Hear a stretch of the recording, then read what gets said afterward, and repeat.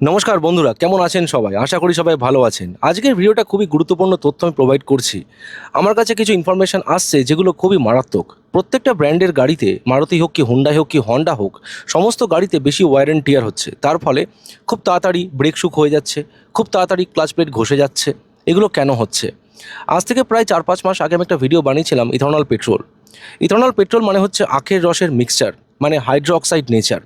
জলের ভাগ কতটা আছে পেট্রোলের ভেতরে সেটাকে চেক করছে BIS, bureau of Indian standards. তারা চেক করছে পেট্রোলটার জন্য যেন বেশি জং টং না ধরে গাড়ির মধ্যে। তারা তো চেক করছে, তবুও গাড়িতে বেশি ওয়্যার অ্যান্ড টিয়ার হচ্ছে। আমি বলেছিলাম যে যে সমস্ত গাড়িগুলো ইন্ডিয়ান ব্র্যান্ড, তারা কিন্তু অলরেডি গাড়িগুলো খুব তাড়াতাড়ি জং লেগে যায়, মানে এটা হয়ে আসছে, সেটা মাহিন্দ্রা হোক কি টাটা মোটরস হোক। কিন্তু compare to Maruti, Toyota, Honda, Hyundai, Renault, Citroen, এই সমস্ত গাড়িতে কিন্তু খুব তাড়াতাড়ি জং লাগে না, লাগতো না। বাট এখানে বেশি ক্ষয়ক্ষতি হচ্ছে। যেরকম ক্ষয়ক্ষতি মাহিন্দ্রা টাটাতেও হচ্ছে, এখানেও সেরকম হচ্ছে। কি ক্ষয়ক্ষতি হচ্ছে? যখন ইথানল পেট্রোলের ভেতরে মিক্সার হচ্ছে, তার জন্য যেটা কম্বাশন চেম্বার আছে, সেখানে যত মেশিনপত্রগুলো বেশি কাজ করছে আর বেশি মানে ফুয়েল কনজাম্পশন করছে, তার ফলে খুব তাড়াতাড়ি ওয়ারেন্টি আর বেশি হচ্ছে। আগে যেটা পেট্রোল ছিল, সেই পেট্রোলে যদি কোনো গাড়ি মোর দ্যান 40,000 চলার পরে একটা ক্লাচ প্লেট হালকা ঘষতো, সেখানে ওটা অনেকটাই ঘষে যাচ্ছে।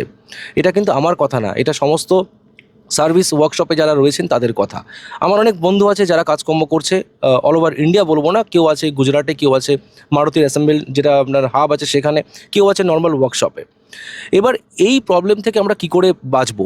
আপনারা যে গাড়ি কিনুন না কেন, সে আপনি ফ্লেক্সিবলের ইঞ্জিন নিন, তো এই প্রবলেম থেকে আমরা কি করে বাঁচতে পারবো, বাঁচা যাবে যদি আপনারা গাড়িটাকে খুব সফট ফুড চালান। এই মুহূর্তে কিন্তু গাড়ির মানে যেটা তেল খাওয়ার ক্ষমতা, সেটা অনেক বেশি বেড়ে গেছে। ইভেন আমি এটা লক্ষ্য করলাম অল্টো K10, যেখানে আমাকে মোটামুটি লাস্ট ইয়ারেরও একটু আগে আগে বলছি, 2024-এর লাস্টের দিকে বলছি, তখন কিন্তু ভালো মাইলেজ দিচ্ছিল। কিন্তু গাড়িটাকে স্লো চালিয়ে সফট হ্যান্ডেল করেও কিন্তু গাড়িটা অনেকটা কম মাইলেজ দিচ্ছে। এটা আমি লক্ষ্য করছি। এবার হ্যাঁ, ভিড় ভাড়ে তো মাইলেজ কম দেয়, সে যে গাড়ি হোক না কেন। তবে এই প্রবলেম থেকে বাঁচার জন্য আপনাকে কিন্তু গাড়িটাকে খুব সফট ফুড চালাতে হবে।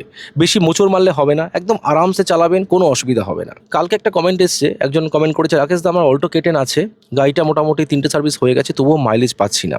তো আমি ওকে জিজ্ঞেস করলাম, আপনি গাড়িটাকে কোথায় চালাচ্ছেন? তো উনি আমাকে বললেন যে গাড়িটা কিন্তু উনি মোস্ট প্রবাবলি হাইওয়েতে চালাচ্ছেন আর খুব জোরে ড্রাইভ করেন। তো এখন যদি আপনারা গাড়িটাকে জোরে ড্রাইভ করছেন, তাহলে কিন্তু গাড়ির মাইলেজ একদম পাবেন না। মাইলেজ পাবেন না সেটা তো দূরের কথা, তার সাথে আরও ক্ষয়ক্ষতি বেশি হচ্ছে। যখনই ইঞ্জিনের মধ্যে ইথানল মিক্সচার পেট্রোল যাচ্ছে, তখনই কম্বাশন চেম্বারটা বেশি কাজ করছে, তার মানে গাড়িটা গরম হচ্ছে বেশি। গাড়ি যত গরম হবে তত কিন্তু সেটা পেট্রোল চাইবে, তত গাড়িটা জোরে মানে যাওয়ার প্রবণতা বাড়বে, তত বেশি পেট্রোল খাবে। যদি আমরা গাড়িটাকে মোটামুটি 75-80-র আশেপাশে রাখতে পারি উইথ হালকা হালকা অ্যাক্সেলারেশন, তাহলে কিন্তু এই সমস্ত প্রবলেম অনেকটা কমে যেতে পারে। এই জন্য আমি যখন দীঘা গেছিলাম ব্রেজাটা নিয়ে, আমি কিন্তু একদম সফট চালিয়েছিলাম। আমাকে সবাই ওভারটেক করে চলে যাচ্ছে, আমিও মোটামুটি সফট মানে 80 থেকে 110-এর আশেপাশে ছিলাম। ব্রেজা কিন্তু অনায়াসে 120 কিন্তু ধরেই নেয়, কিন্তু তবুও আমি উঠিনি। তার জন্য আমাকে ব্রেজা 19-এর মাইলেজ দিয়েছে হাইওয়েতে, এখন এই মুহূর্তে বলছি। বাট সেই মাইলেজটা পেতে গেলে আপনাকে সেরকম একদম পেশেন্স নিয়ে ধৈর্য ধরে আরামসে গাড়ি চালাতে হবে। এবার আমি যেটা বলেছিলাম, যারা যারা বলছেন যে রাকেশ দা এখন কি ইন্ডিয়ান ব্র্যান্ডসের গাড়ি নেওয়াটা ঠিক হবে, একদমই ভুল হবে।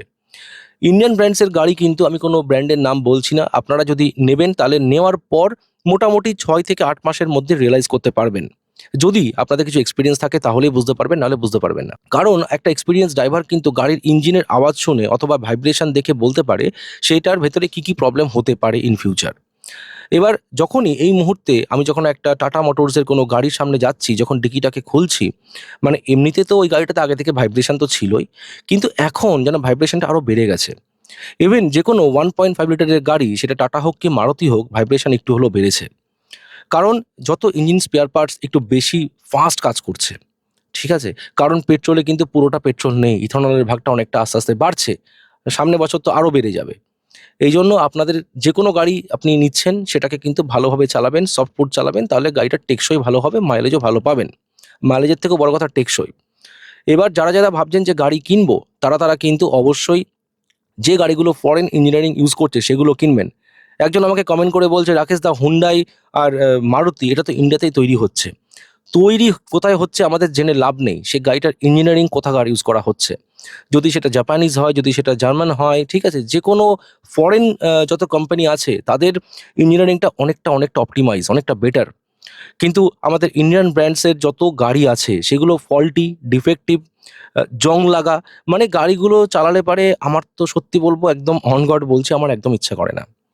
এই মাহিন্দ্রা 3XO বলুন, কি মাহিন্দ্রার XUV700 বলুন, কি টাটা নেক্সন বলুন, কি টাটা সাফারি বলুন, গাড়িগুলোর ভেতরে অজস্র ভাইব্রেশন।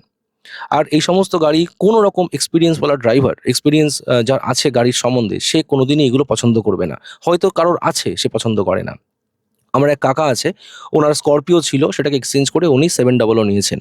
তো আমাকে বলছে, রাখে স্করপিওতে যে ভাইব্রেশন ছিল এটা তো সেম রয়েছে, একটু হয়তো কমেছে, একটু ওটাকে চাপিয়েছে, কিন্তু ভাইব্রেশনটা সেমই আছে। সেই জিনিস রিফাইন না। যে রিফাইনমেন্টটা মারুতিতে, হন্ডাতে থাকে সেটা কিন্তু মাহিন্দ্রা, টাটা তার আশেপাশেও নেই। এই জন্য বলছি, যারা গাড়ি কিনছেন অনেক ভেবেচিন্তে গাড়ি কিনবেন, অনেক বিবেচনা করে গাড়ি কিনবেন, আর জানবেন সে গাড়িটার ব্যাপারে। আর যারা নতুন গাড়ি কিনছেন, এই সমস্ত অ্যাডভার্টাইজমেন্ট দেখবেন না। অ্যাডভার্টাইজমেন্টে কিন্তু বিল্ড কোয়ালিটির ধাব্বা লাগিয়ে গাড়ি বিক্রি করা হচ্ছে, বারবার বলছি। আপনারা যদি নতুন ভিডিওটা দেখছেন, তো আপনাকে বলে রাখছি, আপনারা ভুগবেন এই সমস্ত বিল্ড কোয়ালিটির ওপরে গাড়ি দেখে যদি গাড়ি নিতে যাচ্ছেন তাহলে। কারণ যে সমস্ত গাড়ির বিল্ড কোয়ালিটির প্রচার করা হচ্ছে সেগুলোর স্পেয়ার পার্ট সবকটাই ডিফেক্টিভ। সে যে গাড়ি হোক না কেন, টিয়াগো হতে পারে, অ্যাল্টোস হতে পারে, নেক্সন হতে পারে, জঘন্য। মানে সবসময় জানবেন একটা গাড়িতে একটা যেটা আপনার রেভ ম্যাচিং, মানে গিয়ারের সাথে স্পিড কতটা ম্যাচ খাচ্ছে, সেটা একটা খুবই গুরুত্বপূর্ণ ব্যাপার। আমরা কিন্তু গাড়িতে বসে জানি 2 নম্বর গিয়ারে গাড়িটা কিরকম টানবে, 5 নম্বর গিয়ারে কিরকম টানবে, গাড়িটা ফুল লোড হলে কিরকম টানবে। কিন্তু তখনই আরেকটা জিনিস চলে আসে, যেটা হচ্ছে স্লোপ। এরকম ঢালানে গিয়ে সেই গাড়িটা কিরকম পারফরমেন্স দিচ্ছে, গাড়িটা কি ল্যাগ খাচ্ছে। তো সেই সমস্ত ব্যাপার সবকটাই, মানে ব্যাড সাইড এই সমস্ত ব্র্যান্ডে আছে। মানে ল্যাগ খাওয়া, ভাইব্রেশন, জং লাগা, ইঞ্জিন যখন তখন সিজ হয়ে যাচ্ছে, এই সমস্ত অজস্র প্রবলেম এই সমস্ত গাড়িগুলোতে রয়েছে, যেগুলো একটা নতুন কাস্টমারের কোনো ধারণাই নেই। ঠিক আছে?